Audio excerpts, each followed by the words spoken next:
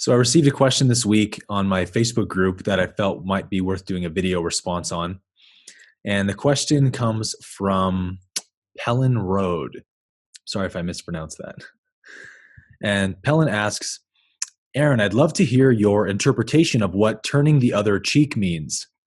I've researched a bit and wasn't satisfied with what I found, and then decided that to me it means that the only thing we have control over is our own self, regardless of what external forces do.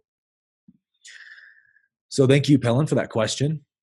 So the first thing that I would address in your question is the idea that we have control over ourselves. In non-duality, we teach that we don't actually have control over anything, including ourselves, because the self that we believe we have control over is just a system of automated programs and conditioning patterns, essentially. So in this example, when somebody strikes you on the cheek and you get angry and strike them back, let's say, what you need to see in order to overcome the guilt that the ego would invest you with is to see that you didn't actually have a moment of conscious choosing to slap or not to slap that person. It was an automatic reaction from a program that told you what to do.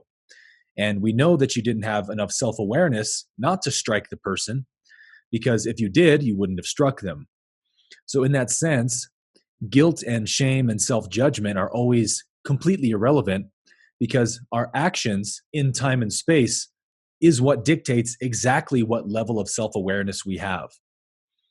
So when Jesus is telling this parable or using this analogy, it's important to remember that Jesus was never speaking on the literal level, but he was using literal examples and stories and parables to point us to deeper spiritual realities, which is what Jesus is doing with this passage about turning the other cheek.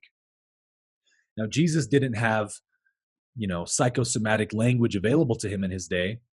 He didn't have Carl Jung or Sigmund Freud or, even Hindu philosophy where he could teach these non-dual principles more plainly. He only had the ancient Hebraic language available to him, which was very dualistic and limited in how it can express non-duality. So because of that, Jesus often used stories and parables, and he would often finish his parables by saying, "He who has an ear to hear, let him listen." Meaning, he who has a spiritual ear to hear, let him understand that there's a deeper truth being spoken through this story. And obviously, everyone listening would have understood the literal story he was telling, so that can't be what he was pointing people to, right? So what Jesus is pointing to with this example of turning the other cheek when someone strikes you is not pacifism or not even necessarily nonviolence, but something deeper than that, which actually becomes the cause of true nonviolence. And the reality Jesus is pointing us to here is a state of true invulnerability, or what I prefer to call defenselessness. Defenselessness is true power, because before you arise to defend yourself for any reason, you must first perceive yourself as weak and fragile in that area, right? You don't defend something that you don't feel can be attacked and threatened. And the opening line in the Course in Miracles says, nothing real can be threatened, and nothing unreal exists. So when you know that about yourself, then you know that there's nothing to defend about yourself. What you really are cannot be defended, because what you are is eternal and infinite. So how can that which is eternal and infinite be attacked or threatened, right? So it's always a self-image or a self-concept that we seek to defend, and that self-concept is an illusion. It's just an idea about who I am based upon previous experiences and conditioning. It doesn't actually exist in reality, meaning that other people might not have that self-image of me, right? I mean, depending on how many people know you in your life, let's say you have 150, acquaintances in your circle, there's 150 different versions of you existing in all of their minds.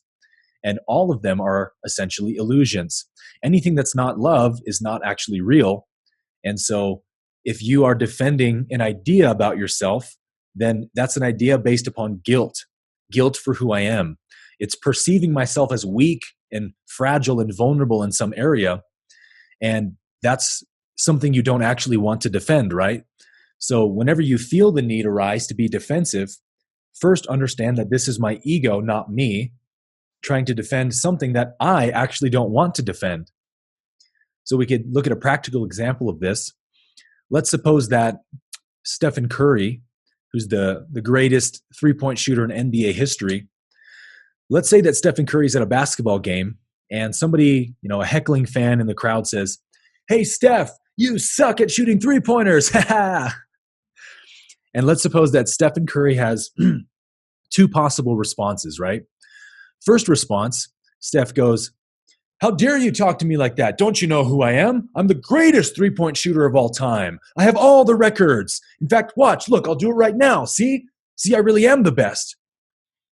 Now, if Stephen Curry did that at a basketball game, everybody would be looking around like, "Yo, dude, come on, you're embarrassing yourself," right?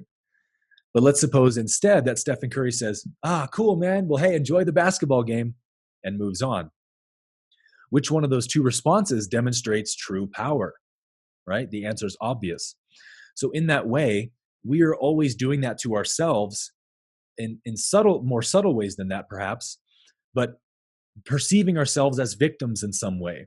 And it's only when you don't know that you're seeing yourself as a weak, pathetic, fragile little victim that you seek to defend yourself. Once you see the inherent victimness behind self-defense, then no part of you wants it anymore.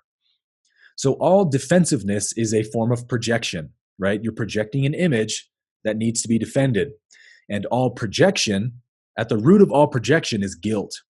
So really the problem is not even being defensive, but feeling guilty for who I am.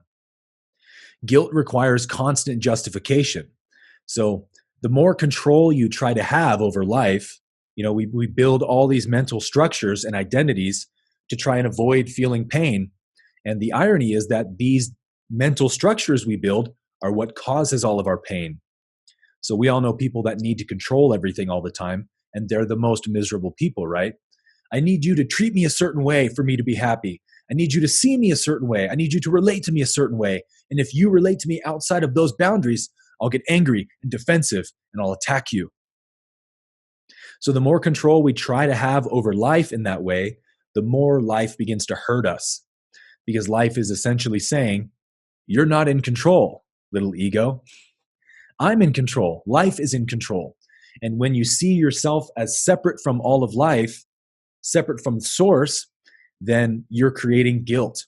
Guilt is inherent in that belief about myself. So if somebody makes a comment to me, for example, they say something that doesn't line up with my self-images of myself, and I get offended by that and I feel defensive, I feel defense arising in me.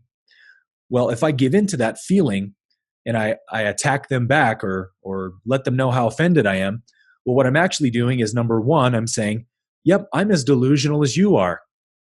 And two, I'm saying, "Yes, I also believe that I'm a weak, fragile little victim." So I'm really attacking myself by being offended at them. Nobody can ever attack you because what you are is, again, eternal, cannot be threatened. The only thing people can ever attack is their ideas about you, which is always based upon their ideas about themselves, right? Somebody who loves themselves doesn't attack anyone because they see nothing worthy of attack.